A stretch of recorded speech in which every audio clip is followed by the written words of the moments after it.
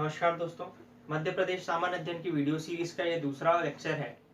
पिछले लेक्चर में हम लोगों ने मध्य प्रदेश की अवस्थिति को जाना। भारत में हम लोगों ने देखा कि मध्य प्रदेश एक भूआवेष्टित राज्य है जिससे 5 राज्यों की सीमा लग रही थी। गुजरात, राजस्थान, उत्तर प्रदेश, महाराष्ट्र तथा छत्तीसगढ़, 5 राज्य लग रहे थे मध्य प्रदेश के साथ में। और कौन कौन से राज्य और भूआवेष्टित है उनके बारे में भी देखा था। अभी उनको हम लोग थोड़ा साइड में रख रहे हैं। अभी हम लोग देख रहे हैं केवल मध्य प्रदेश के बारे में। इसके अलावा हम लोगों ने जाना था मध्य प्रदेश में 10 संभाग हो रहे हैं, जबकि प्रदेश में पूरे कुल मिलाकर देखा जाए कितने जिले हो रहे हैं तो जिलों की संख्या हो रही है 52। अब हमें देखना है कि मध्य प्रदेश के ऐसे कौन कौन से जिले हैं जो कि अपनी सीमा को साझा करते हैं दूसरे राज्यों के साथ में। इससे बहुत ज्यादा प्रश्न पूछे जाते हैं। किस प्रकार के प्रश्न पूछे जाते हैं उन्हें भी हम लोग आज यहाँ पर समझेंगे। चलिए शुरू करते हैं। इसमें पहला देख रहे हैं हम लोग उत्तर प्रदेश राज्य। हम लोग बात करें कि मध्य प्रदेश के ऐसे कितने जिले हैं जो कि उत्तर प्रदेश से लगे हुए हैं या एकदम सटे हुए हैं, बहुत निकट हैं, तो उन जिलों की संख्या हो रही है यहाँ पर 13। अब कौन कौन से जिले हैं उनको देखते हैं। इसमें पहला जो जिला है वो है मुरैना। मुरैना लगेगा उत्तर प्रदेश के साथ में।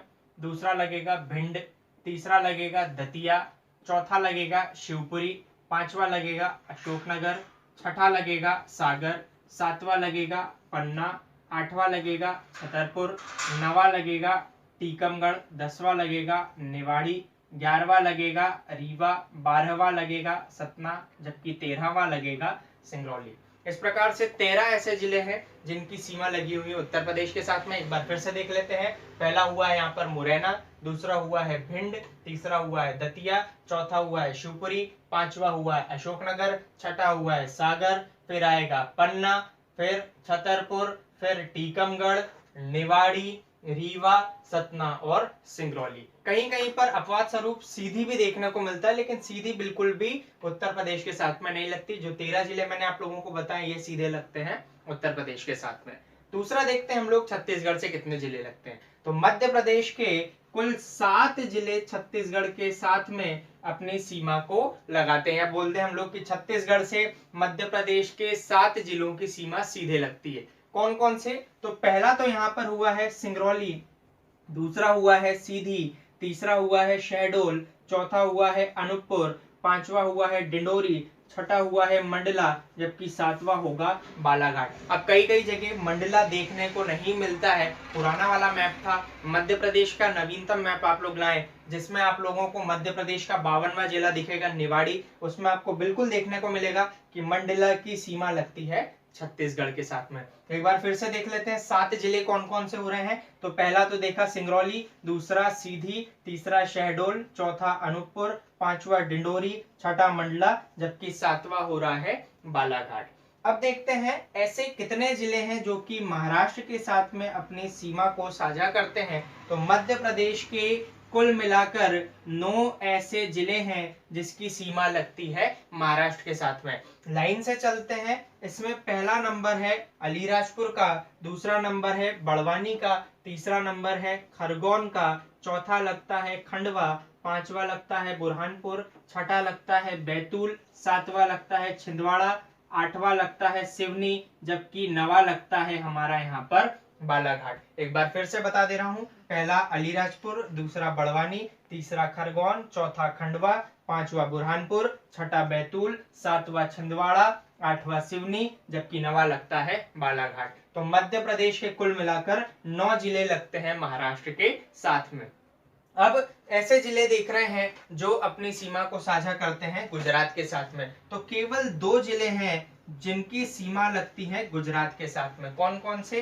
पहला होगा यहाँ पर झाबुआ, जबकि दूसरा होगा यहाँ पर अलीराजपुर। 2 जिले, एक लग रहा है झाबुआ जबकि दूसरा लग रहा है अलीराजपुर। अब देखते हैं राजस्थान के साथ में। यहाँ पर हमें पता है राजस्थान आता है। ऐसे कितने जिले हैं मध्य प्रदेश के जिनकी सीमा लगती है राजस्थान के साथ में? तो उनकी संख्या हो रही है यहाँ पर कुल मिलाकर 10। कौन कौन से?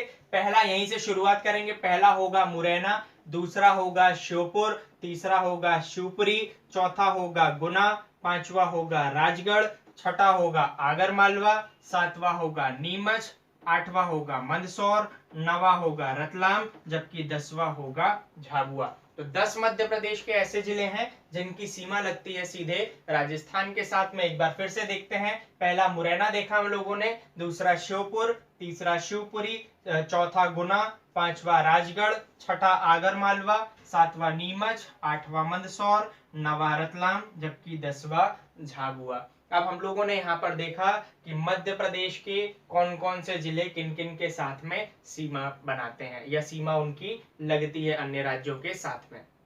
अब यहाँ पर क्वेश्चन इस प्रकार से पूछा जाता है कि मध्य प्रदेश के ऐसे कौन से 2 जिले हैं या कौन सा ऐसा जिला है जो 2 राज्यों के साथ में अपनी सीमा बनाता है। यहाँ पर लिखा भी है मैंने, इस प्रकार से ऐसा पूछा जाता है कि मध्य प्रदेश का ऐसा कौन सा जिला है जो कि उत्तर प्रदेश और राजस्थान के साथ में लगता है। मध्य प्रदेश का ऐसा कौन सा जिला है जो अपनी सीमा उत्तर प्रदेश और छत्तीसगढ़ के साथ में लगाता है, तो उसको भी हम लोग देख लेते हैं। यहाँ पर देख रहे हैं हम लोग सबसे पहले मुरैना। मुरैना एक ऐसा जिला है जिसकी सीमा यहाँ पर उत्तर प्रदेश के साथ लगती है, जबकि यहाँ पर देखा जाए तो राजस्थान के साथ में लगती है। ऐसे ही देखा जाए तो शिवपुरी भी एक ऐसा जिला है जिसकी सीमा यहाँ पर उत्तर प्रदेश के साथ में लगती है, जबकि यहाँ पर देखा जाए तो राजस्थान के साथ में लगती है। यहाँ पर मैंने लिखा उत्तर प्रदेश और राजस्थान के साथ में मध्य प्रदेश के किन 2 जिलों की सीमाएं लगती हैं। तो पहला तो देखा हम लोगों ने यहाँ पर मुरैना है, जबकि दूसरा यहाँ पर शिवपुरी है। 2 जिले हो गए जिसकी सीमा राजस्थान और उत्तर प्रदेश के साथ में लगती है, पहला मुरैना जबकि दूसरा शिवपुरी। फिर हम लोग देख रहे हैं यहाँ पर ऐसा कौन सा जिला है जिसकी सीमा उत्तर प्रदेश और छत्तीसगढ़ के साथ में लगती है। हमें पता है उत्तर प्रदेश यहाँ पर, छत्तीसगढ़ यहाँ पर देखिए सिंगरौली एक ऐसा जिला हो रहा है जिसकी सीमा यहाँ पर छत्तीसगढ़ के साथ लगती, जबकि यहाँ पर उत्तर प्रदेश के साथ में लगती। फिर हम लोगों ने, अच्छा यहाँ पर लिख देता हूं मैं, यहाँ पर ये जिला हो रहा है हमारा सिंगरौली। फिर अगला क्वेश्चन है यहाँ पर ऐसा कौन सा जिला है जिसकी सीमा छत्तीसगढ़ और महाराष्ट्र, ध्यान दो छत्तीसगढ़ मतलब उधर और महाराष्ट्र मतलब इधर, मतलब जिला होना चाहिए इस कोने पर। तो ऐसा कौन सा जिला है जिसकी सीमा छत्तीसगढ़ और महाराष्ट्र के साथ में लगती है, तो जिला हो रहा है यहाँ पर बालाघाट। यहाँ पर सीमा लग रही है छत्तीसगढ़ के साथ में, जबकि नीचे की ओर सीमा लग रही है महाराष्ट्र के साथ में। अगला क्वेश्चन क्या बनता है, ऐसा कौन सा जिला है जिसकी सीमा महाराष्ट्र और गुजरात के साथ में, मतलब महाराष्ट्र और गुजरात के साथ में लग रही, तो ऐसा जिला हो रहा है हमारा अलीराजपुर, जिसकी सीमा नीचे की ओर महाराष्ट्र में जबकि इधर की ओर गुजरात में। दोनों को यहाँ पर लिख दे रहे हैं। यहाँ पर छत्तीसगढ़ और महाराष्ट्र के साथ में लग रहा था हमारा बालाघाट, फिर महाराष्ट्र और गुजरात के साथ में लगा था हमारा अलीराजपुर। फिर ऐसा कौन सा जिला है जिसकी सीमा गुजरात और राजस्थान के साथ में लग रही है, राजस्थान मतलब ये, गुजरात मतलब ये, तो यहाँ पर जिला हो रहा है हमारा झाबुआ। झाबुआ की सीमा इधर की ओर राजस्थान के साथ में जबकि इधर की ओर गुजरात के साथ में लग रही है। तो यहाँ पर लिख दे रहा हूं मैं झाबुआ जिले का नाम। इस प्रकार से यहाँ पर क्वेश्चन बनते हैं कौन कौन से जिलों के साथ में कौन कौन से राज्यों के साथ में कौन कौन से जिलों की सीमाएं लगती हैं, तो वो थोड़ा सा हम लोगों ने देखा। अब यहाँ पर देखा जाए तो जितने भी कोने वाले या फिर ये कहते हैं हम लोग सीमा से लगे हुए जिले थे उनका अध्ययन करा हमने। अब हम लोग ऐसे जिले देख रहे हैं, कई बार पूछ लिया जाता है कि मध्य प्रदेश के ऐसे कितने जिले हैं, क्या कहा मैंने, मध्य प्रदेश के ऐसे कितने जिले हैं जिनकी सीमा किसी राज्य के साथ नहीं लगती। जैसे हम लोगों ने देखा था, पूछा जाता था या पूछा था, मैंने कल आप लोगों को बताया था कि ऐसे भारत के कितने राज्य हैं जिनकी सीमा किसी के साथ नहीं लगती या फिर अंतरराष्ट्रीय स्थलीय सीमा के साथ नहीं लगती और समुद्र के साथ में नहीं लगती। तो ऐसे 5 थे। कौन कौन से, पहला मध्य प्रदेश था, दूसरा छत्तीसगढ़ था, तीसरा तेलंगाना था, चौथा झारखंड था, जबकि 5वां हरियाणा था। उसी प्रकार का क्वेश्चन यहाँ पर पूछा है ऐसे कितने जिले हैं जिनकी सीमा किसी के साथ में नहीं लग रही, तो उन जिलों की संख्या हो रही है यहाँ पर 17। ऐसे जिलों को हम लोग अंतर्वर्ती जिले भी कहते हैं। यहाँ लिख दे रहा हूं मैं अंतर्वर्ती जिले, उनकी संख्या हो रही है यहाँ पर 17। अब इनको निकाल भी सकते हैं हम लोग, किस प्रकार से, तो देखिए सबसे पहले तो यहाँ पर मैं बता दे रहा हूं मध्य प्रदेश के कुल जिले कितने हो रहे हैं, 52। मध्य प्रदेश में कुल जिले हो गए 52। अब मध्य प्रदेश के ऐसे कितने जिले हैं जो सीमा लगा रहे हैं, तो वो कुल मिलाकर जब आप लोग आंकड़ा देखेंगे तो कुल सीमावर्ती जिलों की संख्या हो रही है 41। यहां से आप लोग पूरे जोड़ेंगे ये आंकड़े को 13, 7, 9, 2, 10, तो ये पूरी संख्या हो रही कुल मिलाकर 41। अब इसमें कई सारे ऐसे जिले हैं जो दो बार काउंट हुए, जैसे एक मुरैना हुआ है, दूसरा शिवपुरी, तीसरा सिंगरौली, चौथा बालाघाट, पांचवा हुआ अलीराजपुर, ठीक, जबकि छठा हुआ है झाबुआ। तो यहाँ पर 6 जिले अगर इनमें से हम लोग घटा देंगे तो संख्या हो जाएगी 35। मतलब 35 जिले सीधे सीधे यहाँ पर एक बार में अपनी सीमा को साझा कर रहे हैं। अब इन 35 जिलों को 52 में से घटा देंगे तो यहाँ पर संख्या हो जाएगी कुल मिलाकर 17। मध्य प्रदेश के 17 पूर्णतः अंतर्वर्ती जिले हैं, और इतना ज्यादा नहीं करना, एक एक को काउंट भी करोगे तो 17 नंबर आएंगे। यहाँ पर 17 ऐसे जिले होंगे जिनकी सीमा किसी के साथ में नहीं लगेगी। यहाँ पर हम लोगों ने अध्ययन करा है मध्य प्रदेश के जिलों का। आगे हम लोग देखते हैं मध्य प्रदेश के मानचित्रावली को आगे बढ़ाते हुए और कुछ बेसिक कंसेप्ट, उसके लिए देखते हैं हम लोग। यहाँ अब देखेंगे हम लोग मध्य प्रदेश किन दो अक्षांश और देशांतरों के मध्य में स्थित है, या कह दें मध्य प्रदेश की अक्षांशीय और देशांतरी स्थिति। सबसे पहले देखते हैं मध्य प्रदेश की अक्षांशीय स्थिति। यहाँ हमें पता है जिला स्थित है बुरहानपुर। यहां से गुजरता है एक प्रमुख अक्षांश 21 डिग्री 6 मिनट उत्तरी अक्षांश, पहला प्रमुख अक्षांश है। दूसरा प्रमुख अक्षांश गुजरता है कुछ इस प्रकार से प्रदेश के उत्तरी सिरे से। जो उत्तरी सिरा है यहाँ पर स्थित है मुरैना, और अक्षांश गुजरता है यहाँ से 26 डिग्री 30 मिनट उत्तरी अक्षांश। ये हो गए मध्य प्रदेश के दो प्रमुख अक्षांश। अब देखते हैं देशांतरों के बारे में। यहाँ पर जिला स्थित है प्रदेश का सिंगरौली। यहाँ से गुजरता है प्रमुख एक देशांतर जिसे हम लोग कहेंगे 82 डिग्री 48 मिनट पूर्वी देशांतर, जबकि दूसरा प्रमुख देशांतर गुजरेगा कुछ इस प्रकार से प्रदेश के पश्चिमी कोने से। यहाँ पर स्थित है अलीराजपुर। यहाँ से गुजरता है 74 डिग्री 9 मिनट पूर्वी देशांतर।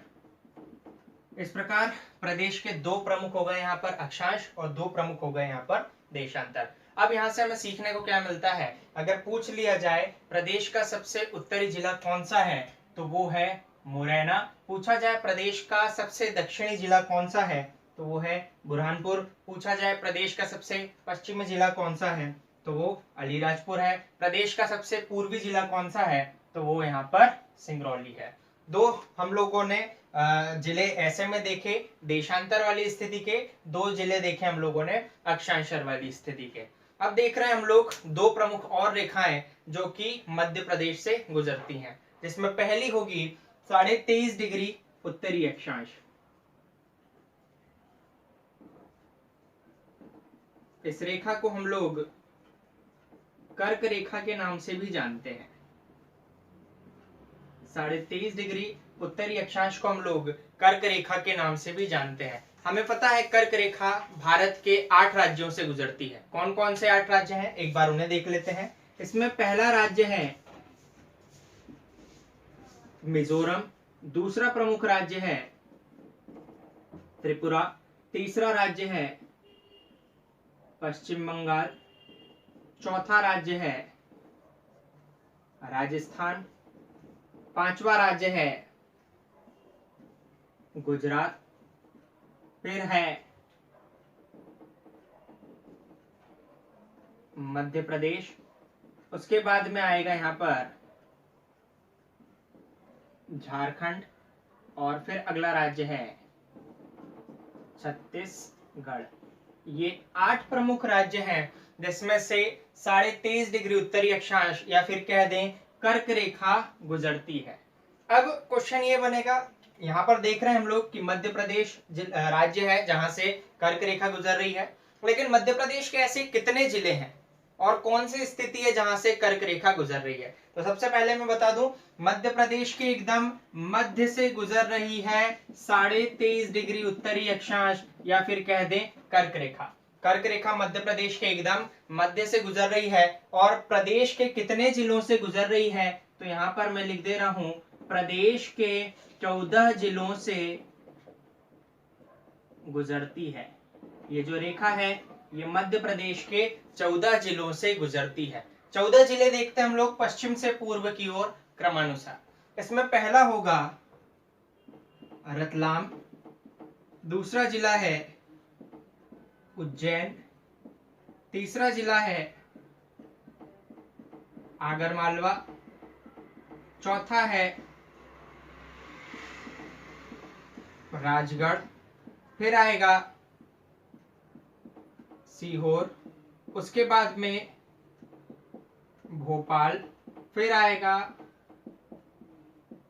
विदिशा, फिर आएगा रायसेन, उसके बाद में सागर, फिर आएगा दमोह, फिर जबलपुर, उसके बाद में कटनी, उसके बाद उमरिया और अंतिम हो रहा है शहडोल।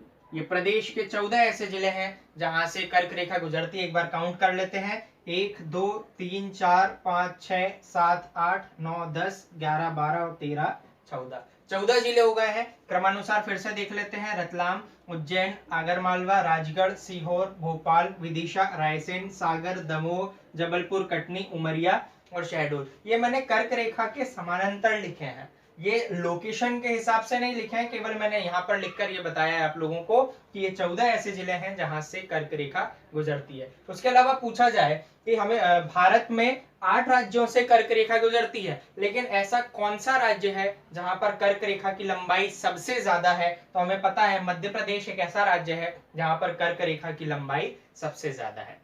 दूसरी प्रमुख रेखा को हम लोग देख रहे हैं जिसे हम लोग कहते हैं मानक समय रेखा।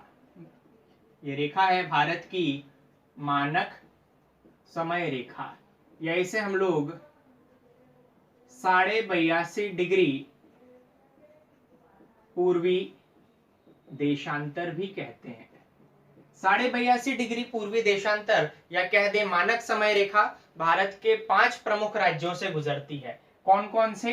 पहला तो हो रहा है उत्तर प्रदेश। हमें पता है ये रेखा भारत में यूपी के इलाहाबाद के नैनी नामक स्थान से या फिर कह दें यूपी में मिर्जापुर नामक स्थान से प्रवेश करती है। भारत में प्रवेश कहां से कर रही? तो उत्तर प्रदेश से प्रवेश करती है। उसके बाद में ये आती है मध्य प्रदेश में, मध्य प्रदेश के पश्चात